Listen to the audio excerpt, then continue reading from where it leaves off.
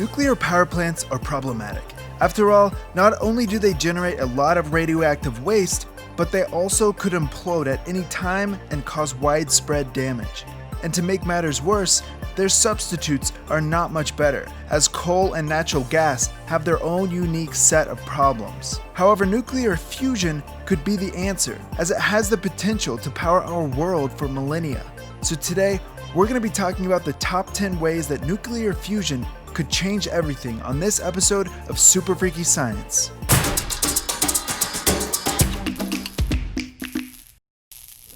Don't forget to like, subscribe, and hit that notification button to stay updated on our latest videos.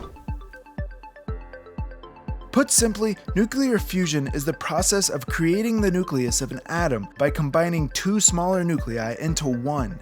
Now, this normally doesn't occur because nuclei typically stay in their respective atoms, since they're positively charged with protons and thus repel themselves from other positively charged nuclei. However, when placed in extremely hot conditions, atoms will be stripped of their electrons, creating a plasma where nuclei and electrons bounce around freely. It's in this plasma that if two nuclei collide into each other at extremely fast speeds, they'll fuse into one, causing a massive release of energy. The hope is that this energy, which is generally given off as heat, can be harnessed as electricity in order to power human machines.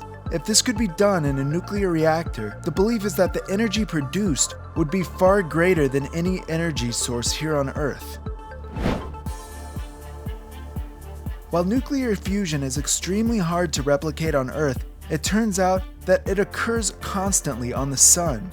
That's because the extreme mass and pressure produced by the Sun's core allows it to heat up to temperatures as high as 14,000 degrees Celsius. As a result, the near limitless amounts of hydrogen gas within the Sun's core are being fused into helium at a constant rate, causing heat, light, and therefore energy to be produced. In fact, the Sun fuses about 620 million metric tons of hydrogen in order to make 606 million metric tons of helium each second. This leads to extremely high quantities of energy being created. As a result, the goal of a nuclear reactor on Earth would be to almost act like a miniature sun, fusing hydrogen at such a rate that it can be a viable way to create usable energy. Ideas surrounding nuclear fusion are relatively new, as scientists didn't really start discussing the phenomenon until the 1930s. In fact, one of the first groundbreaking discoveries surrounding nuclear fusion came in 1934, when famed scientist Ernest Rutherford showed that when deuterium fused into helium, quote, an enormous effect was produced, unquote. By 1950, scientists were beginning to toy with replicating nuclear fusion on Earth. And it was in this year that Soviet scientists Andrei Sakharov and Igor Tamm proposed the design for a type of magnetic confinement fusion device known as the tokamak. But by the 1970s and 1980s, it was apparent that international cooperation was necessary in order to advance the field. And as a result, by 1983, the first plasmas were created. Nowadays, as research has continued, we are closer than ever to having a functional and efficient nuclear fusion reactor.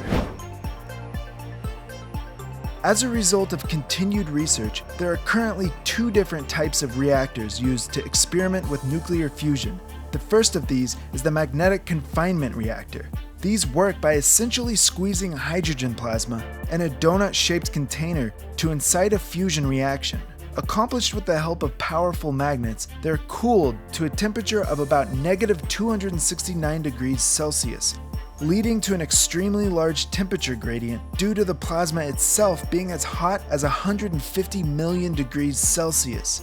These types of reactors are the most common, with the most notable example being the ITER in France. Although it is not yet complete, it'll be the largest magnetic confinement reactor in the world, and it's designed to turn a 50 megawatt input of energy into a 500 megawatt output of energy. In other words, a 10-fold increase of energy. But therein lies the challenge, and only time will tell if scientists will ever achieve positive energy output.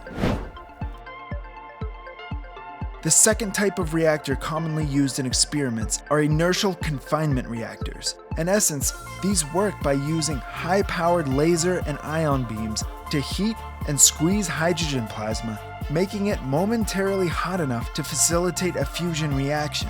The most notable example of one of these reactors is located in the National Ignition Facility in the United States, and it in fact holds the distinction of having the world's most powerful laser at its disposal. However, as of now, it has been unable to create a positive energy output, and thus is still undergoing further development in order to reach this goal in the near future. And this goal is an important one, because as we're going to see in the upcoming topics in this video, there are some shocking benefits to nuclear fusion. Now, while nuclear fusion power may seem promising, it unfortunately may not have a very bright future if it continues to prove unviable. You see, one of the major problems with this technology is that as of now, scientists have had to use more energy to create a fusion reaction than they can produce out of it, meaning that there's no positive output, and therefore no energy gained from these experiments. Yet what makes this a really sticky situation is that scientists are not in fact sure if they will ever be able to create a positive energy output.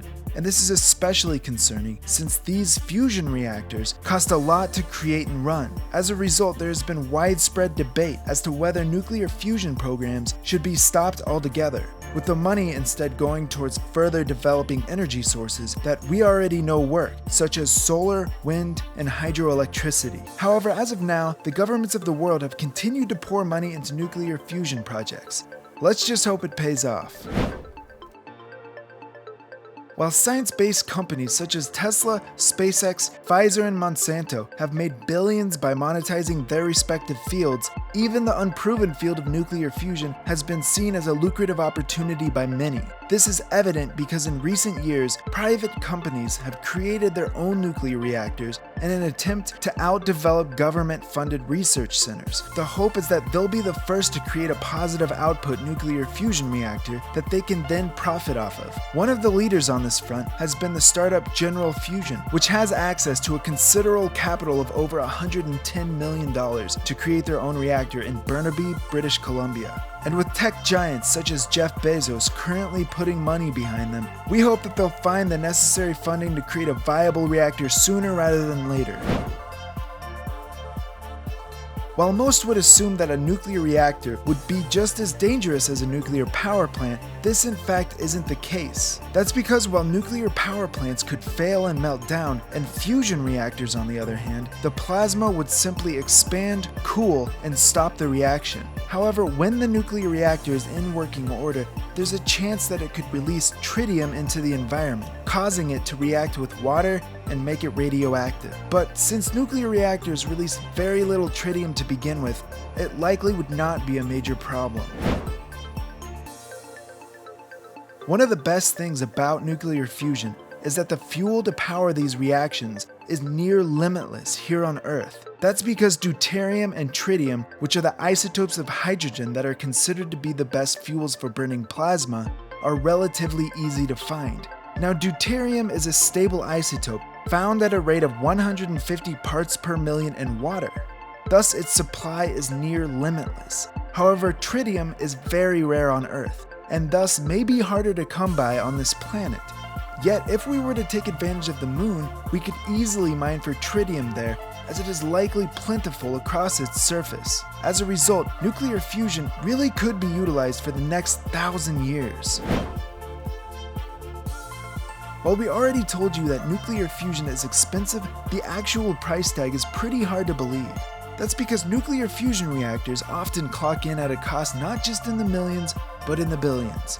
For example, the ITER project in France is expected to have a total cost of $20 billion even before it starts production.